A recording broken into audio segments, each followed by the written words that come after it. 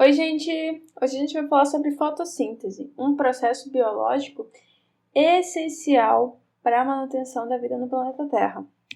Importantíssimo. Vamos olhar para o nome fotossíntese e ver o que ele tem a nos dizer, tá? Foto significa luz e síntese produção. Então, a fotossíntese é a produção a partir da luz. Na verdade, o que acontece é a conversão de energia luminosa em energia química, tá? E o que é essa energia luminosa? Energia luminosa, a gente está falando aqui da radiação solar, principalmente. Se a gente lembrar, a radiação solar, a luz solar, na verdade, ela é uma onda eletromagnética que transporta energia em pequenos pacotinhos, que são os fótons. Tá? Dentro desse espectro de radiação solar, nós temos um pequeno pedaço que é luz visível ao olho humano, que seria a luz branca, que na verdade contém todo esse espectro de comprimentos de onda aqui, que dependendo do comprimento de onda, vai dar uma cor diferente, tá? Então, a luz branca, ao ser decomposta, contém todo esse espectro de cores que vocês podem ver aqui. E a produção do quê? A gente falou que é uma produção a partir da luz, mas o que eu produzo? Eu produzo carboidratos complexos. Carboidratos são macromoléculas compostas por carbono, hidrogênio e oxigênio. Tcharam! Carbono, hidratos é hidrogênio mais oxigênio. Então tá no nome ali, galera. É só prestar atenção que tem todas as dicas que vocês precisam, tá? A fórmula geral dos carboidratos é CH2O. Então, para cada carbono eu tenho 2 hidrogênios e 1 oxigênio. A glicose é C6H12O6 porque ela tem 6 carbonos, então automaticamente já passa para 12 aqui esse valor, tá?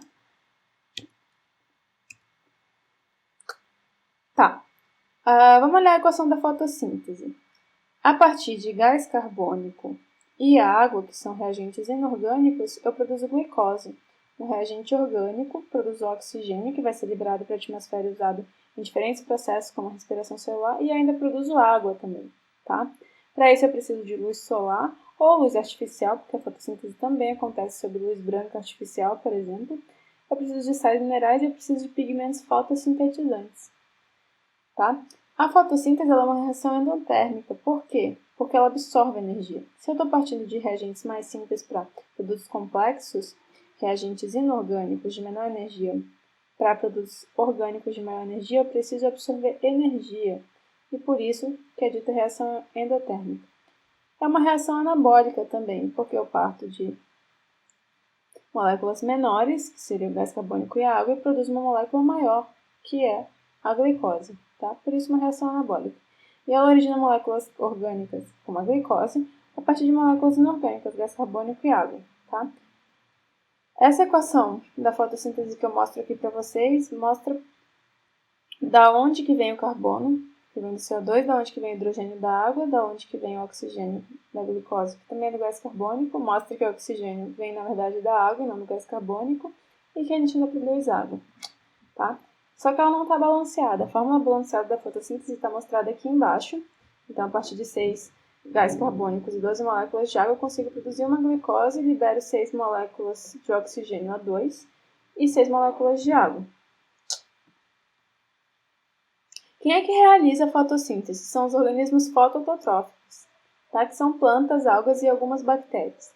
Existe só a fotossíntese como maneira de fixar produzir moléculas orgânicas com alta energia? Não, também tem a quimiossíntese, mas isso é assunto para outra aula, tá? E onde é que acontece esse processo? Ela tem duas opções. Primeiro, ela acontece em organismos eucariontes, que seriam as plantas e as algas. Nesses organismos, esse processo acontece nos cloroplastos, tá? E nos procariontes, que são as bactérias fotossintetizantes, nas membranas do citoplasma, porque eles não têm cloroplasto. Tá? Então, vamos olhar um pouquinho aqui para o cloroplasto, para esse meu desenho maravilhoso que eu fiz, só que não, mas dá para entender. Tá? Vamos ver as partes do cloroplasto. Nós temos uma membrana externa e uma membrana interna, ou seja, uma membrana dupla envolvendo essa organela. O conjunto de membrana externa mais membrana interna forma um envoltório. Dentro, nós temos pequenas vesículas que se agrupam, que se empilham, na verdade, que são os tilacoides. O que eles guardam? Eles guardam os pigmentos fotossintetizantes, principalmente a clorofila. Tá? Ele é como uma forma de agrupar e otimizar, né, uma das etapas da fotossíntese, que é a primeira, guardando esses pigmentos fotossintetizantes. Além disso, nós temos o estroma, que é a substância gelatinosa que preenche o espaço entre as estruturas dos cloroplastos. Esse estroma, ele contém DNA, RNA, proteínas, carboidratos, tá? E o legal de dizer é que o cloroplasto ele tem DNA próprio. E tem RNA próprio, ou seja, independente do núcleo, ele tem DNA que codifica para várias estruturas envolvidas no processo da fotossíntese. Aqui tem uma imagem mais bonitinha, ó, de como é um cloroplasto. Então, como eu falei para vocês, tem uma membrana dupla, a externa e a interna. Nós temos os tilacoides, que são os agrupamentos de clorofila, né, envolvidos por vesículas. O conjunto de tilacoides, que está empilhadinho aqui, que parece um monte de moedinha, é chamado de grano, tá? E todo esse conjunto de grano é chamado de grana, tá? E aí o estroma, que é a substância preenchendo esse espaço entre as estruturas do cloroplasto. Agora vamos falar um pouquinho de estruturas que são importantíssimas para o acontecimento da fotossíntese, que são os pigmentos que absorvem a luz, ou pigmentos fotossintéticos, tá? Nós temos dois tipos, os principais, que são as clorofilas, e os acessórios, que são outros, como as xantofilas, carotenas, ficobilinas. E uma curiosidade muito legal de falar de pigmento fotossintético é que o verde é o pior comprimento de onda para realizar a fotossíntese, por isso que ele é refletido. E a gente enxerga, por exemplo, os cloroplastos como aquelas bolinhas verdes, se a gente olhar em microscópio, certo? Então, a única cor que não é absorvida para a fotossíntese é justamente o verde, como mostra essa figura. Por exemplo, o pico de absorção de dois dos principais pigmentos envolvidos na fotossíntese, a clorofila A e a clorofila B, é no azul, aqui, azul e violeta, e no vermelho, aqui mais próximo dos 700, por exemplo, a clorofila A. E vocês vejam aqui que não é absorvido nada no comprimento de onda verde, justamente nesse comprimento de onda que é refletido a luz, e por isso que a gente enxerga as estruturas verdes. Bem legal, né? Dito isso, vamos continuar a nossa aulinha. Vamos falar então agora das etapas. A fotossíntese é um processo de duas etapas, tá? Sequenciais, sendo que a segunda etapa depende do que é produzido na primeira para ela acontecer. A primeira etapa é chamada fotoquímica, ou também fase clara. Ela acontece nos tilacoides e precisa de luz. Fotoluz, tá? Então significa uma dependência direta da luz nessa etapa. E a segunda etapa é a química ou enzimática, também chamada de fase escura. Ela acontece no estroma do cloroplasto e depende da fase anterior, tá? Do que é produzido nessa fase anterior. Então, assim, muito cuidado nesse momento. Fase clara precisa de luz, mas não quer dizer necessariamente que a fase clara, que a fase escura, quer dizer, aconteça, por exemplo, só de noite e a fase clara só de dia. Cuidado com essa confusão. Fase clara precisa de luz, acontece durante o dia, mas a segunda etapa, que é a fase química ou enzimática, ela pode ocorrer tanto na presença quanto na ausência de luz, desde que tenha os produtos necessários, né? Os reagentes necessários. Então, se a gente for olhar um esquema geral dessas etapas, tem uma imagem mais bonitinha aqui, nós vamos ver que na primeira etapa, que é a fotoquímica, nós temos essa dependência direta da luz solar, que incide aqui sobre as clorofilas que estão contidas nos tilacoides, excitam essas moléculas, tá? Além disso, nessa etapa a gente tem a quebra da molécula de água, que chama fotólise da água, e liberação do oxigênio. Então lembre, vou falar várias vezes durante essa aula porque é muito importante.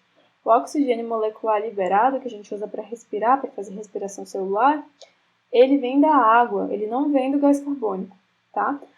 Além disso, na primeira etapa eu produzo ATP e eu produzo NADPH. Tá? A gente vai ver isso em mais detalhe. E na segunda etapa, que acontece no estroma, eu tenho a fixação do gás carbônico e a transformação desse gás carbônico em açúcar, que é a glicose. Vamos ver isso em detalhe, então. Tá?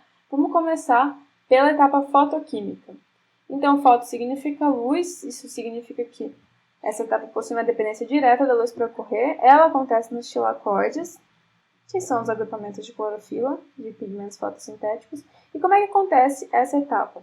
Primeiro, a luz excita as moléculas de clorofila. As moléculas de clorofila elas funcionam como antenas que captam a luz e direcionam essa luz.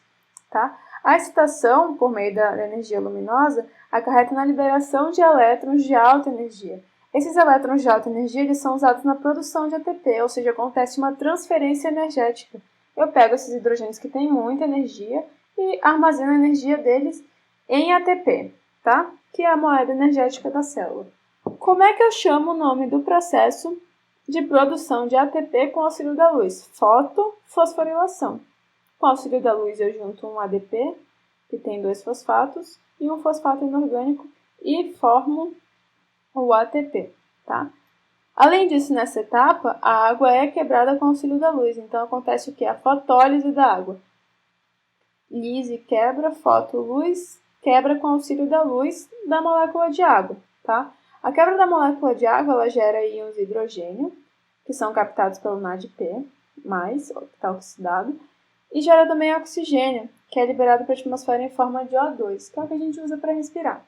Gente, só um adendo aqui, só uma observação sobre a importância do H+, no metabolismo energético, tá? O H+, ele é um íon que contém muita energia. Só que essa energia ela precisa ser canalizada, ela precisa ser usada da forma correta, senão ela acaba causando danos para a célula. Então eu gosto de comparar o H+ com um cachorro brabo, tá? Se ele estiver solto, ele pode atacar várias pessoas e causar um problemão, tá? Vamos comparar isso com a célula. Um cachorro brabo dentro da célula fica meio estranho de imaginar, mas vamos lá. Pensem comigo, tá? Ia causar um dano muito grande. O que a célula achou de solução? O que a célula achou de solução não. O que foi selecionado ao longo da evolução? Processos que conseguiam usar essa energia do H+, de uma forma que não causasse danos à célula. Então, é como se tivesse sido selecionado um processo que botasse uma focinheira e uma coleira nesse cachorro brabo para poder usar aquela energia de uma forma benéfica, que é uma energia valiosíssima para a célula, essa que está contida nos hidrogênios, nesses íons de hidrogênio, tá? Só que ele precisa ser de uma forma organizada, para não causar problemas, tá? Dito isso, qual é o saldo da primeira etapa da fotossíntese? Eu produzo oxigênio molecular na forma de O2, liberado para a atmosfera, então não esquece, o oxigênio liberado vem da água e não do gás carbônico. Isso cai direto no vestibular e no Enem, tá? Além disso, eu produzo ATP, que a gente vai ver quais são as duas formas de produzir ATP, e eu produzo também NADPH. Quem coloca, então se eu fosse fazer uma analogia, quem é a coleira e a focinheira do cachorro brabo, que é o hidrogênio, é o NADP. Tá? Ele dá uma controlada no NADP, no hidrogênio, aliás, e leva ele para onde é preciso para essa energia ser utilizada de uma forma que não cause problemas para a célula.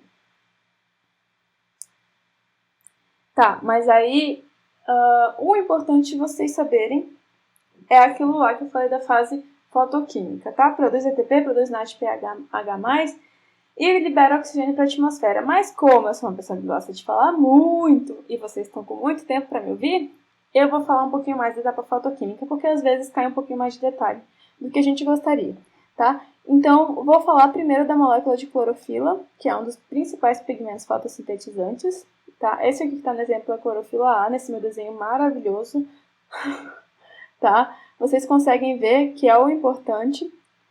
A intenção foi boa, eu juro. Vocês conseguem ver que a clorofila é uma molécula que tem uma cauda hidrofóbica, cheia de hidrogênio, e que tem aqui uma parte mais central, uma parte superior, que no centro tem o íon de magnésio. Então, se perguntarem qual a importância do magnésio para uma planta, ele constitui parte essencial da molécula de clorofila, ou seja, sem magnésio não tem como ter fotossíntese, sem fotossíntese a planta não vive e a gente nem tem alimento. Tá? Então, essa é a importância do magnésio para a planta e para o processo da fotossíntese, constituir a molécula de clorofila. Tá? Só quero que vocês observem aqui que na molécula de clorofila A, por exemplo, nós temos 72 hidrogênios, tá? É hidrogênio pra caramba, e quando esses hidrogênios ficam excitados, eles guardam uma energia absurda que depois vai ser aproveitada pela célula para produzir glicose, tá? Agora, duas coisinhas que seria legal saber. Que o agrupamento de pigmentos fotossintetizantes é denominado como complexo antena. Por quê? Porque ele capta energia luminosa.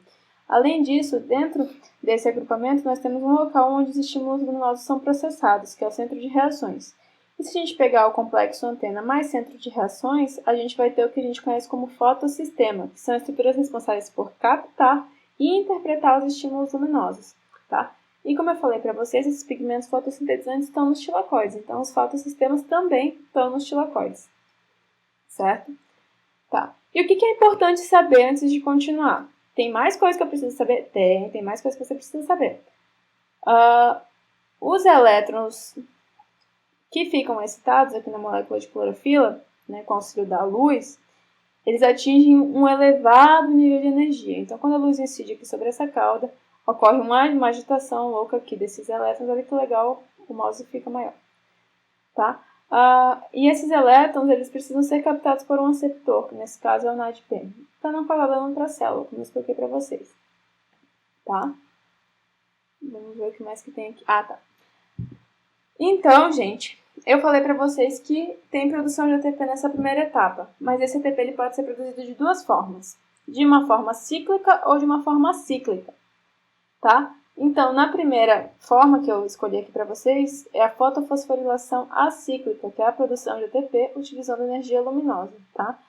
Nesse processo participam dois fotossistemas, que são conhecidos como P680 e P700. Fotossistema é o que eu expliquei antes para vocês aqui, essas estruturas responsáveis por captar e interpretar os estímulos luminosos, e esse númerozinho que acompanha aqui significa em qual comprimento de onda esses sistemas absorvem luz, tá?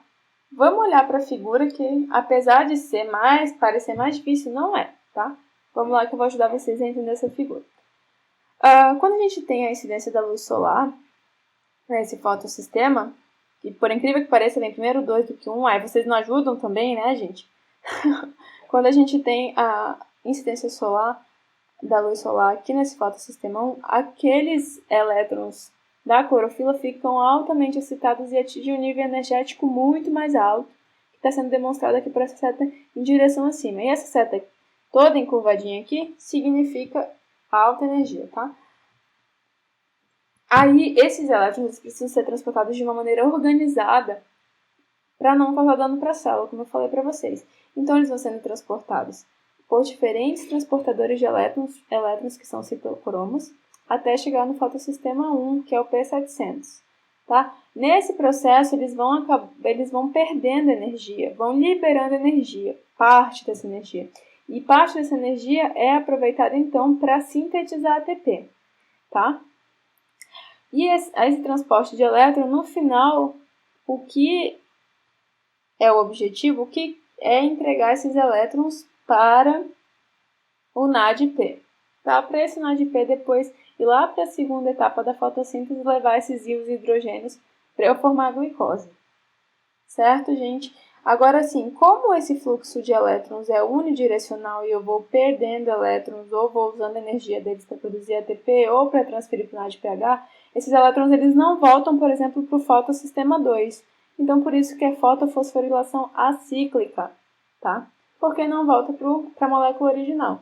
Esses elétrons aqui, depois, eles são repostos pela quebra da água. Então, eu pego esses hidrogênios da quebra da água e reponho esses elétrons do fotossistema 2, para ele não ficar oxidado. E o oxigênio eu pego e libero para a atmosfera em forma de oxigênio molecular para a gente respirar. Muito obrigada, né? Senão a gente não estaria aqui. Certo, gente? Então, fotofosforilação acíclica faz o quê? Produz ATP e produz NADPH. E aí tem outra opção de produzir ATP, mas ela só produz ATP, não produz NADPH. Quem é que faz isso? É só o fotossistema 1, que é o P700. Tá? Quando a luz incide sobre esse fotossistema, esses elétrons que estão presentes nele, eles também são levados a um estado de energia elevadíssimo. Só que aí ele vai sendo transportado por diferentes transportadores de elétrons, que são os citocromos, e ao longo desse transporte de elétrons, esses elétrons vão voltando ao seu estado fundamental e vão liberando energia. E essa energia é aproveitada para a produção de ATP. Só que é fotofosforilação cíclica porque os elétrons que eram do fotossistema 1, P700, eles voltam para cá, certo? Então, por isso que é cíclica.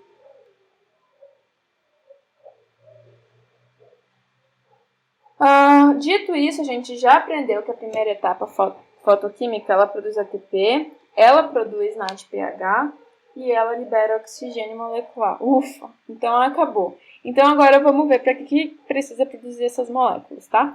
porque elas vão ser utilizadas na próxima etapa, que é a etapa química, enzimática ou ainda fase escura. Tá? Ela não utiliza a luz diretamente, essa segunda etapa, mas ela depende do que foi produzido na etapa anterior.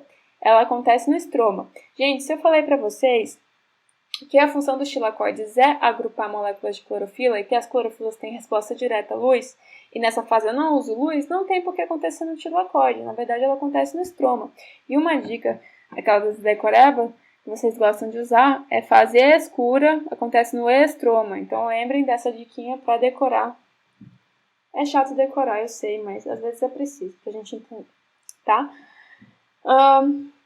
Qual é a função dessa etapa? É fixar o carbono atmosférico e transformar em glicose. Então, eu pego CO2 inorgânico e transformo em uma molécula orgânica de alta energia, que é a glicose, tá? E como é que isso acontece? O CO2 é transformado em glicose durante uma sequência de reações cíclicas que ocorrem no ciclo de Calvin-Benson, ou ciclo das pentoses. Aí, gente, parece com aquele ciclo de Krebs. Eu sei que vocês têm pavor desse conteúdo, mas não precisa ter. A gente vai explicar de uma maneira que fique fácil vocês entenderem que vocês precisam entender só um pedacinho desse processo, tá? Vocês precisam entender o básico para o nosso nível de ensino aqui. Então, como é que eu começo, tá? O que vocês precisam saber? Vocês precisam saber que o gás carbônico atmosférico ele é fixado com o auxílio de uma enzima chamada rubisco, que é a ribulose 1,5-bifosfato carboxilase. Difícil, né? Não precisa saber o nome, basta saber que é rubisco, o apelido carinhoso dela, tá? Ela é a enzima mais abundante do planeta Terra. Pense no tanto de organismo fotossintetizante. Tem que ter muita rubisco para dar conta, né? Então, como é que começa? Eu parto começo meu ciclo com uma molécula com 5 carbonos, que é a ribulose 1,5-bifosfato. Eu adiciono um gás carbônico aqui, faço uma carboxilação com a ajuda da rubisco, e aí eu vou ter um composto de 6 carbonos. Ao longo desse ciclo eu tenho várias moléculas intermediárias, e eu vou pegando meu ATP que eu produzi na etapa anterior e vou usando a energia que está armazenada dele e transferindo para esses compostos e vou liberando ADP. Além disso, eu pego meus hidrogênios que eu peguei lá da água no começo, na etapa fotoquímica, e transfiro para essas moléculas, porque para ter glicose eu preciso ter hidrogênio, tá? Vamos olhar aqui essa imagem, que eu juro que não é difícil, apesar de parecer. Vamos olhar para essa imagem e entender um pouquinho melhor como é que isso funciona. Essas bolinhas lilás, elas representam carbonos. Então aqui, ó, que eu falei para vocês, aquele composto de 5 carbonos, que é a ribulose 1,5-bifosfato. Primeiro carbono, segundo, terceiro, quarto, quinto, 5. E no carbono número 1 e no carbono número 5 eu tenho fosfato, por isso o nome ribulose 1,5-bifosfato.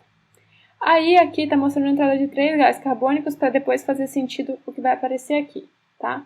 Então, eu tenho a fixação dessas moléculas de gás carbônico e eu transformo o que era um composto de 5 carbonos em um composto de 6, tá? Essa etapa, que é feita pela rubisco, é chamada fixação do carbono. Tá? Logo em seguida, o que acontece é uma quebra dessa molécula em duas de 3 carbonos. Tá? O nome dessa molécula é gliceraldeído 3-fosfato, certo? E ela é usada depois para a produção de glicose.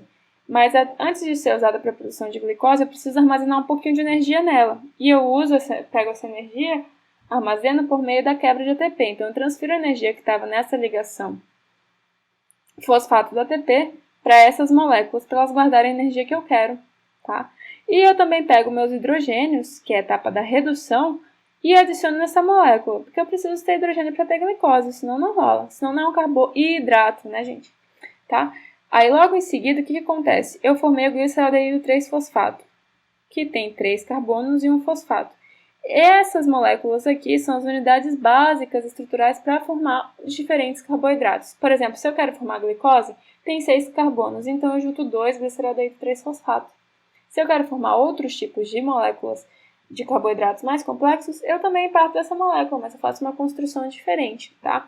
Só que o interessante de falar é que parte desse gliceraldeído 3-fosfato, ou 3-GP, ele é utilizado para a formação de carboidratos e a outra parte é reciclada e é utilizada, volta lá para o ciclo para manter esse ciclo em andamento. Certo, gente? Então, tem uma parte de regeneração que eu também uso um pouquinho de ATP aqui, para regenerar essa molécula e para eu continuar podendo fixar gás carbônico da atmosfera.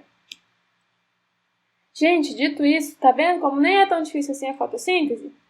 Vamos lá, então, vamos resumir. O que eu faço na fotossíntese? Com a energia da luz, não esquece que é a clorofila que faz isso, a etapa fotoquímica, ou a primeira etapa, produz ATP, então armazena essa energia da luz em forma de ATP e pega os hidrogêniozinhos da água e dá para o NADPH carregar lá para a segunda etapa da fotossíntese.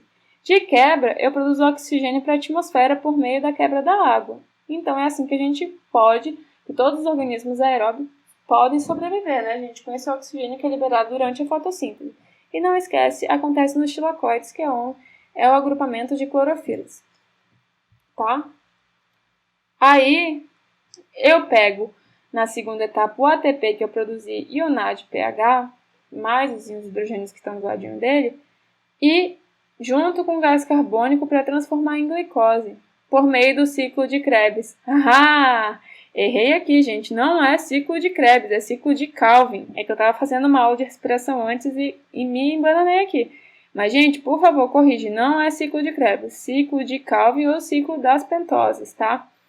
Era só para ver se vocês estavam atentos mesmo, tá? Essa fase, então, ocorre no estroma, tá? Então, vamos pensar comigo aqui. De gás carbônico para chegar em glicose, que é essa outra fórmula molecular aqui, eu preciso adicionar hidrogênios aqui nesse gás carbônico, e quem faz essa função aqui é o NADPH, que carrega os meus hidrogênios de interesse, e eu preciso adicionar energia, porque gás carbônico é uma molécula inorgânica que não carrega nada de energia. Eu preciso armazenar energia nessa molécula. Então, o que eu faço? Eu pego a energia que está no ATP, quebro esse ATP e transfiro essa energia para a molécula de glicose. E por isso que a glicose é uma molécula altamente energética que depois pode ser usada em diferentes processos bioquímicos da célula. Tá, gente? Com isso, a gente terminou a fotossíntese. Nem foi tão difícil assim. Espero que vocês tenham gostado da aula. É isso, gente. Abraço. Até a próxima.